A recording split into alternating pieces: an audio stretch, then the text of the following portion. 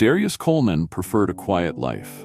He worked remotely, kept his home in perfect order, and had little interest in neighborhood gossip. While others in Crestwood, Missouri, thrived on community events and backyard barbecues, he preferred solitude. He wasn't unfriendly, just private, and for the most part, that worked in his favor. Until the day a simple decision turned his world upside down. It started as nothing more than a minor inconvenience. Darius had noticed his Wi-Fi acting strangely slower speeds, buffering during calls, and a lag in streaming music. At first, he chalked it up to his internet provider, but something felt off. Being tech-savvy, he decided to check his router's settings, expecting a routine fix. Instead, what he found made his stomach tighten.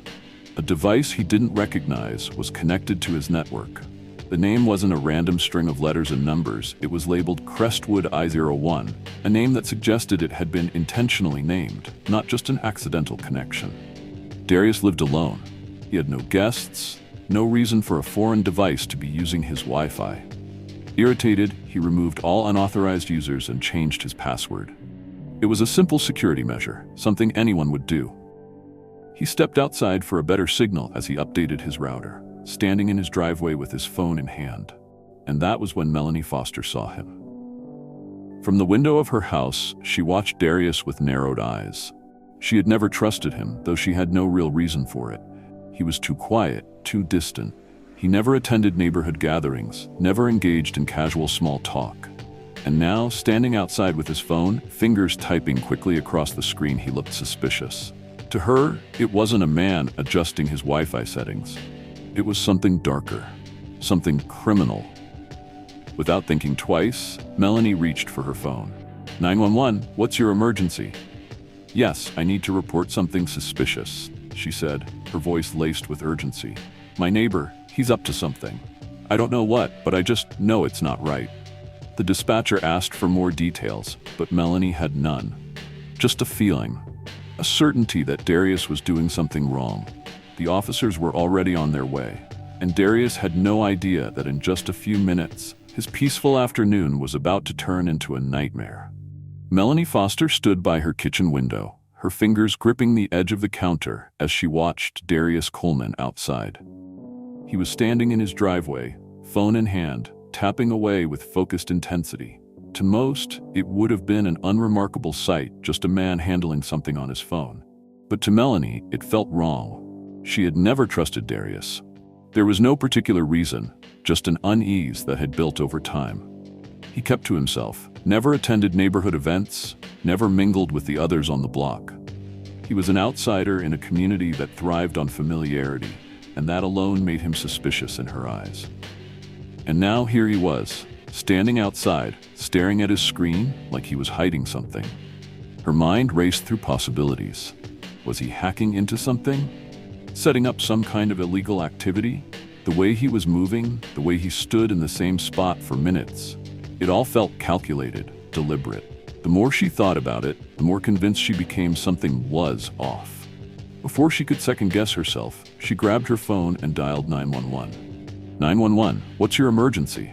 The dispatcher's voice was calm, professional. Melanie's words came out rushed, almost breathless. Yes, I need to report something suspicious. My neighbor, he's outside doing something on his phone. I don't know what, but it looks wrong. The dispatcher paused, clearly waiting for more. Ma'am, can you describe what exactly your neighbor is doing that seems suspicious? Melanie hesitated. She didn't have a real answer. He's standing there, using his phone? That wouldn't be enough, so she doubled down. He keeps looking around. He's been out there for a while, just typing and staring at his screen. It doesn't feel right. Has he made any threats? Is he armed? No, but I just know something is off, she insisted. Can you send someone to check it out? There was another brief pause, then a sigh on the other end of the line. We'll send officers to take a look. As Melanie hung up, she exhaled sharply, her heart still pounding. She had done the right thing. She was looking out for her neighborhood, making sure everything was safe. But what she didn't know, what she couldn't know, was that the real threat wasn't Darius at all. And when the cops arrived, they would uncover something far more sinister than a man changing his Wi-Fi password. Darius had just finished resetting his Wi-Fi password when he heard the distant wail of sirens. He barely paid attention at first, assuming they were headed somewhere else. But when he saw the flashing red and blue lights reflecting off the windows of his house, his stomach tightened. The police car slowed to a stop right in front of his driveway. 2 officers stepped out. The first, Detective Luis Navarro, was tall and broad-shouldered, with sharp features and a no-nonsense demeanor. His partner, Officer Belle Carter, was more compact but carried herself with quiet authority. Both of them had their hands near their belts, not on their weapons but close enough to send a message. Darius exhaled slowly, his grip tightening on his phone. He had done nothing wrong, yet experience told him that didn't always matter. He stayed still, keeping his hands visible as the officers approached. "Sir," Navarro called out, his voice steady but firm. "We got a call about some suspicious activity. Mind telling us what you're doing?" Darius frowned, genuinely confused. Suspicious. He had been standing in his own driveway. "I'm changing my Wi-Fi password," he replied, his tone calm but laced with irritation. Navarro exchanged a glance with Carter before looking back at Darius. "Do you live here?" Darius nearly laughed at the absurdity of the question. His car was parked in the driveway, and his name was on the mailbox. Instead, he forced himself to remain composed. "Yeah," he said, crossing his arms. 3 years now." Before Navarro could respond, a sharp voice cut through the air. "He's lying."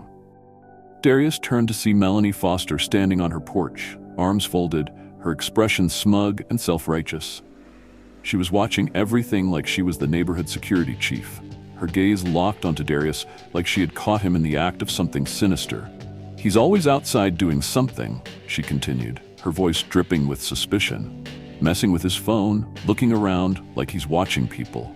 And now he's been standing there for at least 10 minutes, just tapping away." Darius clenched his jaw, barely able to believe what he was hearing. He turned back to the officers. "I was in my router settings," he said flatly, "because someone I don't know has been using my Wi-Fi." Melanie scoffed. "Oh sure, and I'm just supposed to believe that?" Navarro turned to her. "Ma'am, do you have any evidence that Mr. Coleman has done something illegal?" Melanie hesitated. She didn't have any evidence, only her assumptions, but she wasn't about to back down. "I just know something's not right," she muttered. Navarro exhaled, his patience thinning. He turned back to Darius. "Sir, would you mind if we take a quick look at your router settings, just to clear this up?" Darius clenched his fists at his sides. He shouldn't have to prove anything. He had every right to refuse, but he also knew how situations like this could escalate. Taking a slow breath, he pulled out his phone, unlocked it, and handed it over. "Fine," he muttered. "Take a look." Navarro leaned in, scrolling through the list of connected devices. And then his expression changed. There it was, Crestwood I-01, a device Darius had never seen before, one that didn't belong to him. Navarro's posture stiffened. This wasn't just a petty neighborhood dispute anymore. Something was wrong, and none of them were prepared for what they were about to uncover. Navarro's brow furrowed as he stared at the screen. The unknown device, Crestwood I-01, was still connected to Darius's network, but it wasn't just siphoning internet access. It was actively running. Darius, noticing the detective's change in expression, leaned in. "What is it?" Navarro didn't answer immediately. Instead, he gestured for Officer Carter to take a closer look. She scanned the data on the screen, her eyes narrowing. "This thing isn't just connected," she murmured. "It's pulling a continuous feed." Darius's stomach dropped. A feed? He quickly tapped into his router logs, scrolling through the connection history. What he saw made his breath hitch.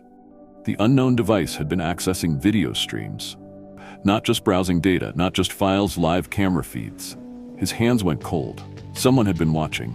His fingers flew across the keyboard, bringing up a list of devices that had been transmitting footage. As he clicked into the logs, a window popped up, grainy, black and white security footage. It was his front porch, his home. Someone had been remotely viewing his own security cameras. Navarro straightened, his jaw tight. "Darius," he said slowly, "where's this footage coming from?" Darius shook his head, his pulse hammering. "My cameras, but I never shared access. Someone's hacked in."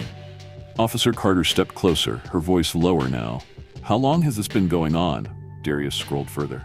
The log stretched back months. Melanie, still hovering nearby, folded her arms. Wait, what do you mean watching? Like spying? Darius turned to her, his expression unreadable. That's exactly what I mean. The weight of his words seemed to hit her all at once. Her face paled. But if they're watching you, that means... Darius clicked another log. The screen shifted. A different camera feed appeared. Not his house this time. A dimly lit living room. Then a bedroom. Then a hallway. And then Melanie gasped. Wait, that's my house. Darius turned sharply toward her. She was trembling, her hands gripping the edge of his dining table for support. This isn't just me, Darius said, his voice dark.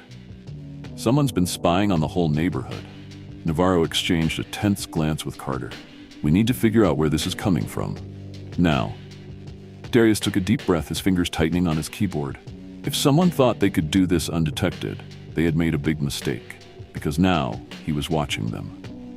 Melanie staggered back, her breath coming in short, panicked bursts. Her house. Someone had been watching her house. No, this has to be a mistake, she stammered, shaking her head. There's no way. Darius didn't respond immediately. He was still scrolling through the logs, his grip tightening on his laptop as one realization after another struck him. It wasn't just his cameras. It wasn't just Melanie's. Navarro, he said, his voice quieter but carrying the weight of urgency. It's not just us. The detective leaned in as another feed popped up, a different home, another unsuspecting neighbor, a baby's crib. Officer Carter cursed under her breath. Oh, hell no, Navarro muttered, his expression hardening. He straightened, his voice clipped. Darius, tell me you can trace where this is coming from. Darius exhaled sharply, already working. I'm trying. Whoever set this up used a hidden relay, like a fake Wi-Fi hotspot. When people unknowingly connect, they gain access to their network, including their cameras. Melanie pressed a hand to her forehead, disbelief washing over her. She had called the police on Darius, accused him of exactly what had been happening to her, and all this time, she had been the real target. This can't be real, she whispered. Navarro's face darkened as he turned to her. It's real, and whoever's behind this isn't just stealing Wi-Fi, they're watching people inside their own homes. The weight of his words sank in. Melanie's knees nearly buckled. Darius's fingers flew over the keyboard, tracing IP logs, hunting for a source. I think I have something, he muttered. His screen refreshed, showing a cluster of data packets sent from one specific address, a house, in their own neighborhood. Melanie's stomach twisted as her eyes landed on the screen. Wait, no, that. She stopped, her breath catching. Darius looked at her, his voice grim. It's coming from your street, Melanie. Her lips parted, but no words came out, because she knew exactly who lived there. Melanie's breath hitched as she stared at the screen. The address was painfully familiar. Too familiar. No, she whispered, shaking her head. That's Brandon's house. Darius's fingers hovered over the keyboard as he processed her words. Brandon? He echoed. Melanie's throat tightened. My nephew. Officer Carter's expression darkened. He lives with you? Melanie nodded, a sickening wave of realization washing over her. Brandon, her own family. The quiet, reserved 22-year-old she had taken in just months ago. He barely socialized, spent most of his time holed up in his room, always on his laptop. She had chalked it up to typical college student behavior. But now, her gut twisted with doubt. Had she missed something? Navarro didn't hesitate. We need to talk to him, now. Melanie's hands trembled as she reached for her keys. I don't understand, this has to be a mistake. But even as the words left her lips, she wasn't sure she believed them. Darius exhaled sharply, shutting his laptop. If he's behind this, he's been spying on all of us. That thought sent a shiver down Melanie's spine. Her home, her privacy, her life. Navarro gestured toward the street. Let's go. Now. As they moved, Melanie's pulse pounded in her ears. Every step toward her house felt heavier, the weight of betrayal pressing down on her. When they reached her door, she hesitated. For the first time, she was afraid to walk into her own home. Brandon? She called, her voice shaking. Silence. Officer Carter exchanged a glance with Navarro before resting a hand on her holster. We're coming up. Melanie swallowed hard. The truth, whatever it was, waiting for them inside, and it was about to be uncovered. Melanie's hands shook as she twisted the doorknob and stepped inside. The house was eerily quiet, the usual hum of Brandon's keyboard absent. Navarro and Carter moved with purpose, their presence turning her familiar home into something foreign and unnerving. "Brandon?" Melanie called again, her voice tight. A chair scraped against the floor upstairs. Footsteps. Navarro's jaw tensed. "That's him." Without waiting, he climbed the staircase, Carter close behind. Melanie followed, her stomach twisting in knots. She had raised Brandon like a son. This couldn't be happening. They reached his bedroom door, which was slightly ajar. A faint blue glow seeped from inside, illuminating the hallway. Navarro knocked once, hard. "Brandon Foster. This is the police. Open up." A long pause. Then slowly the door creaked open. Brandon stood in the doorway, his expression unreadable. His dark eyes darted between Navarro, Carter, and Melanie, then settled on Darius, who had stopped at the bottom of the stairs, watching. "What's going on?" Brandon asked, voice tight, his hands fidgeting at his sides. Navarro didn't waste time. "We have evidence that your network has been accessing private security cameras throughout the neighborhood. You want to explain yourself?" Brandon stiffened, but he didn't react with shock, only a flicker of hesitation. "That's ridiculous," he scoffed. "I don't know what you're talking about." Carter crossed her arms. "Then you won't mind if we take a look at your computer." Brandon's jaw clenched. "You don't have a warrant." Navarro took a step forward, lowering his voice. "Brandon, we have enough probable cause to get one. But we're giving you a chance here. Tell us the truth before this gets worse." The room was suffocating with tension. Melanie's voice broke through the silence. "Brandon, please tell me this isn't true." Brandon swallowed, his eyes flicking to his aunt.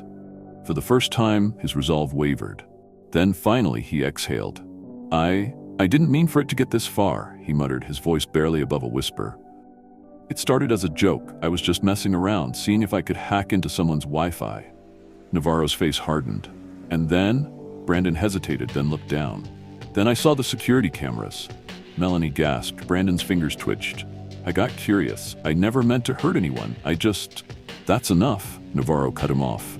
"Brandon Foster, you're under arrest for unauthorized access and unlawful surveillance." Carter pulled out her handcuffs. Melanie turned away, tears stinging her eyes. Brandon didn't resist. As Carter locked the cuffs around his wrists, he only whispered, "I didn't mean for it to go this far." But it had. And now, it was too late. The weight of the evening lingered in the air long after Brandon was taken away in the back of the police car. The once quiet neighborhood was now a flurry of murmurs, cautious glances, and the uneasy realization that danger had been lurking much closer than anyone had imagined. Darius stood on his front porch, arms crossed, watching as the taillights of the patrol car disappeared down the street. A part of him should have felt vindicated after all. He had been right from the very beginning. But there was no sense of triumph, no satisfaction in watching the consequences unfold. This wasn't a victory. It was a wake-up call. Melanie stood frozen in her driveway, her face pale, her eyes fixed on the empty road where her nephew had just been taken. The truth had shattered everything she thought she knew. She had spent so much time watching Darius, convinced he was the problem, when the real danger had been inside her own home all along. She turned toward him, guilt pressing against her ribs. "Darius," she started, her voice breaking. "I was wrong. About you. About everything." Darius exhaled through his nose, shaking his head. "I don't need an apology, Melanie," he said evenly. "I just need people to stop making assumptions before they have the facts." She swallowed hard, nodding. "I don't know how I let it get this far. I thought I was protecting the neighborhood. But..." Her voice trailed off as the weight of her mistake sank in. Darius finally looked at her. "You wanted to believe you were doing the right thing," he said. "But you weren't looking at the whole picture." Silence settled between them, heavy with unspoken regret. Across the street, neighbors who had gathered to watch the arrest began retreating into their homes, locking their doors a little tighter that night. Trust had been broken, and it wouldn't be easily repaired. For Darius, the lesson was clear. Sometimes the biggest threats aren't the ones that look suspicious. They're the ones hiding in plain sight, the ones no one thinks to question.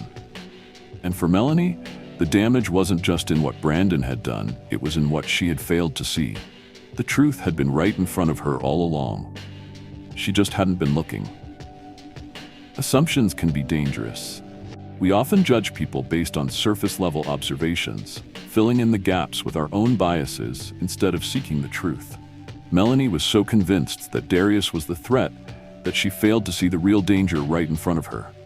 How often do we do the same? How many times have we misjudged someone based on appearances, only to realize later that we were wrong? This story teaches us that vigilance is important, but so is fairness. Rushing to conclusions without facts can lead to damaging consequences, not just for others, but for ourselves. The real world isn't always black and white sometimes. The biggest threats come from the places we least expect. It's a reminder to stay aware, not just of the world around us, but of our own preconceived notions. The next time you feel suspicious of someone, ask yourself, do I have real reasons to believe this? Or am I letting assumptions cloud my judgment? Seeking the truth requires patience, but it's far better than making a mistake that can't be undone. If this story resonated with you, comment 1 below. If you think there's room for improvement, comment 2. Don't forget to like, subscribe, and share to help spread this important message. Thank you for watching, and we'll see you in the next powerful story.